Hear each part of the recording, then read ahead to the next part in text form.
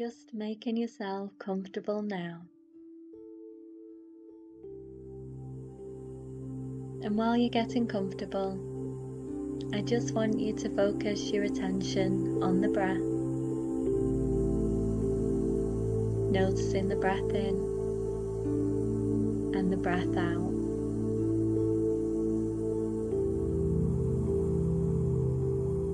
And we're just going to begin by relaxing all the muscles in the face, starting with the forehead, allowing all the muscles in the forehead to smooth out, to let go of tension, anxiety. Moving down through the eyebrows, the eyes, down through the cheeks, and into the mouth, unclenching the jaw and relaxing the tongue. All the muscles in the face now, feeling beautifully relaxed, easy, comfortable. And now we're moving down through the muscles in the neck and into the shoulders, really focusing our attention on allowing all that tension to leave the shoulders, to relax and let go.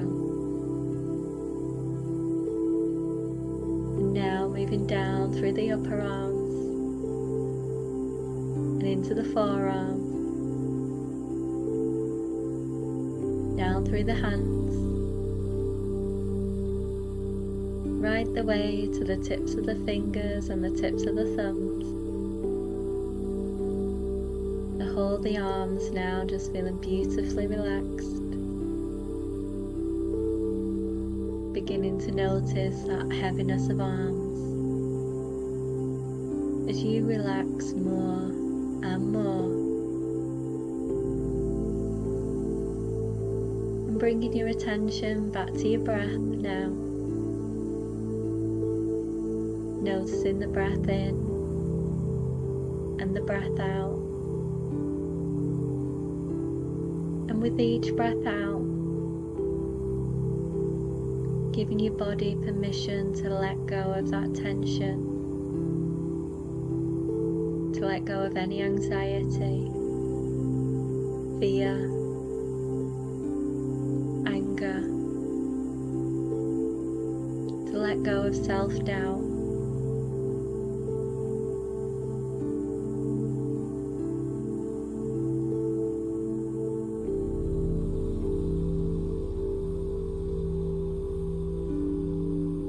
Moving round now to the muscles either side of the spine, relaxing the upper back, the middle back, and the lower back. All the muscles of the back feeling beautifully relaxed, lazy, easy, safe and comfortable. And moving back round now to all the muscles in the stomach, just allowing those muscles to relax too. Moving down through the pelvis and into the thighs,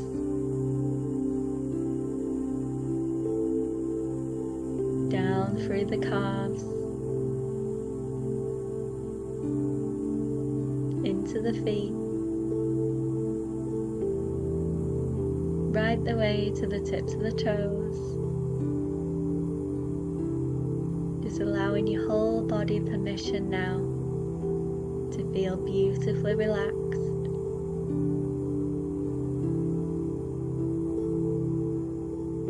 comfortable.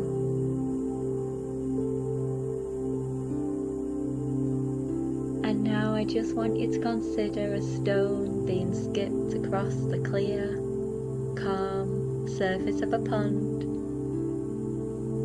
The stone skips once, twice, 3 times and more. Each time the interval is shorter as it loses momentum, slowing down more and more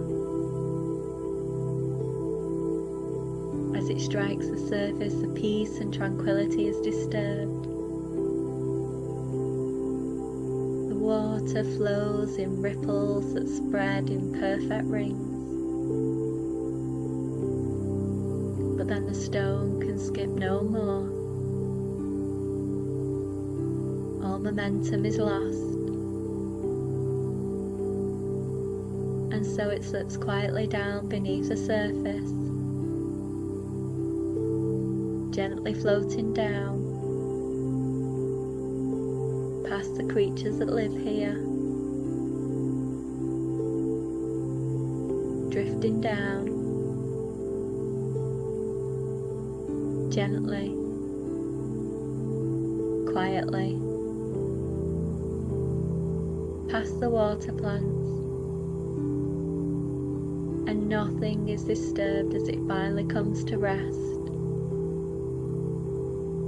still now, on the bottom of the tranquil pool. And on the surface, even the ripples become quieter as they spread in ever-increasing circles to disappear entirely as the surface becomes calm again.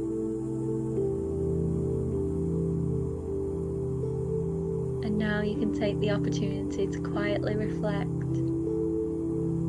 as you recognize that the ability is yours to relax, to let go of tension, anxiety. And I wonder now if you can allow those feelings to continue the same or to deepen even more now, as you remember what I've said about that pond, that stone that drifted down slowly. Even as you drift with your own thoughts,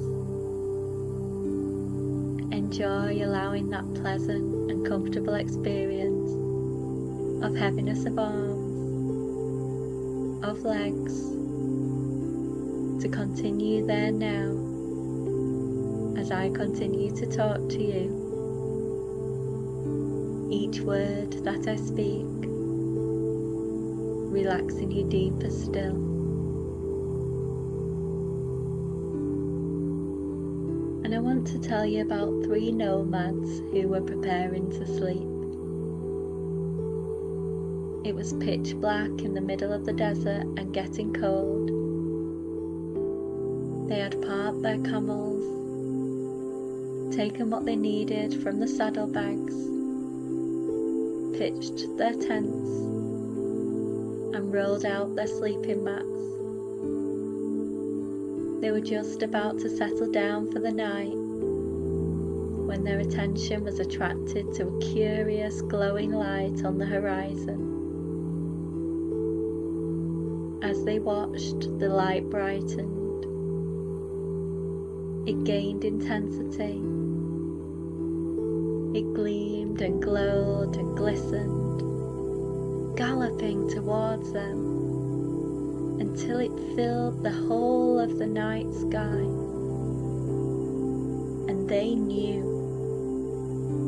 each one absolutely knew, that they were in the presence of some kind of divine being. And they waited for the words which they knew would come. And the words came. And the words said, "Go forth into the desert gather as many pebbles as you can, and tomorrow will find you delighted, disappointed, and very, very curious. And that was it. There was no more, only silence. And the light receded back from where it had come, until all was dark again, except for the twinkling of the stars high in the black night. And the nomads were furious. "What kind of a god is this?" demanded one. "Gather pebbles? Who does he think we are? Menials? Rubbish collectors? I belong to a proud race." Another added, "Now a real god would have done things differently. A real god would have told us how to eradicate poverty and suffering."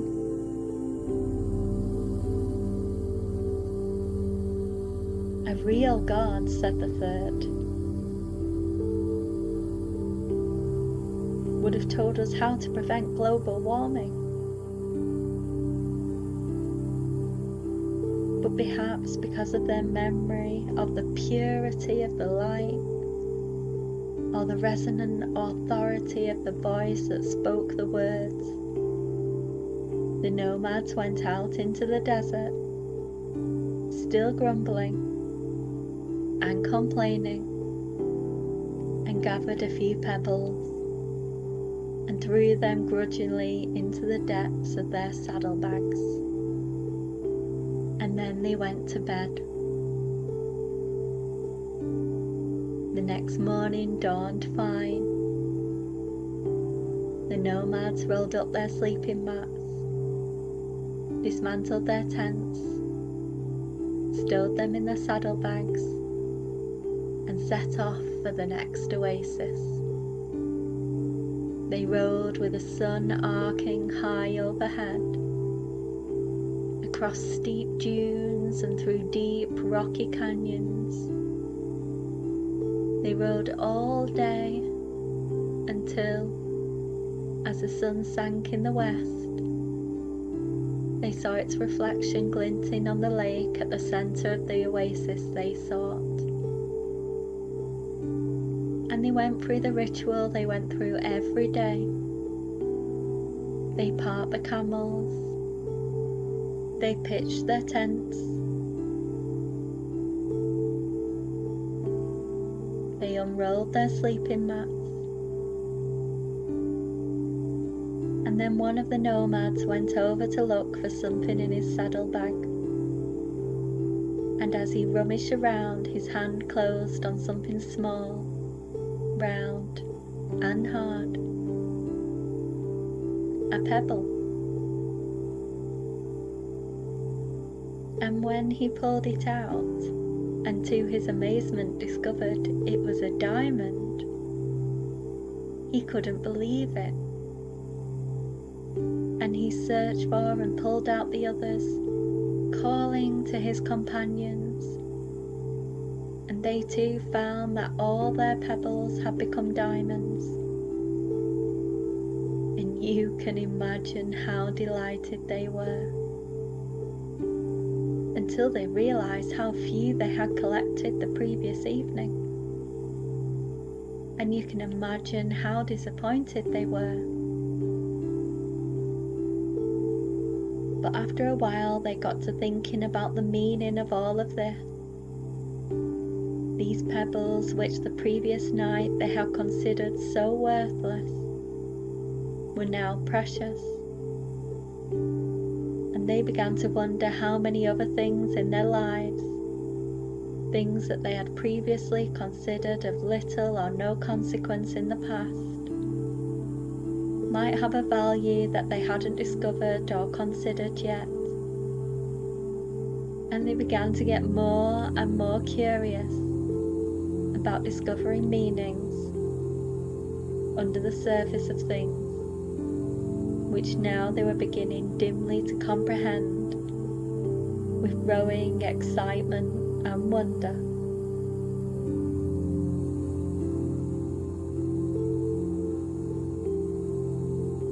And once upon a time there were two trees growing by the bank of a river, a tall tree and a small tree. And that small young tree, it knew how to wave and dance in the breeze. It knew how to be very flexible. And when the wind blew, it enjoyed changing its perspective. It enjoyed just dancing and moving and dancing. It would see so many things when it changed its perspective. And that big tree was so inflexible. It used to envy the small tree, but it was a little bit scared of changing its perspective. It was a little bit nervous about it. So one day it asked the small tree, "How do you do that? How do you change the way you see things? Change the way you enjoy things?" And the little tree said, "Well, you just kind of let go. And you just let it happen." And so the next time when that wind blew, the big tree really wanted to let go. And the little tree said, "You can do it. You can make those changes. No need to be afraid. Your roots go down deep in the ground, and you have inner stability. Even though you're moving with the winds of change, enjoy the dance, that inner dance of life, and you can allow that to happen all by itself." And that big tree was so happy, feeling its way into a new way of seeing things. And because it had a new way of seeing things, it also had a new way of recalling things, bringing back images when it wanted to recall the dance.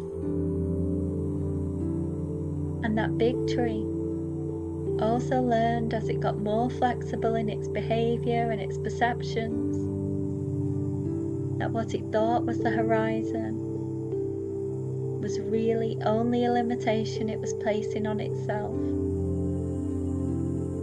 And as it danced and swayed and danced, it could see further and further, fields beyond towns. It could even see the sea in the distance. And it was so happy to have a new way of seeing things. So happy to know that it could recall in a new way pleasant images, pleasant memories. And once there was a small village in a very isolated part of the world. So isolated that they very rarely saw visitors from the outside world. And the people of the village had a secret. They had a magical painting. It had been given to them by a stranger back in the past, in a time before anyone could remember. The stranger had said, "As long as this picture stays in the village, everything will go right for the people of the village."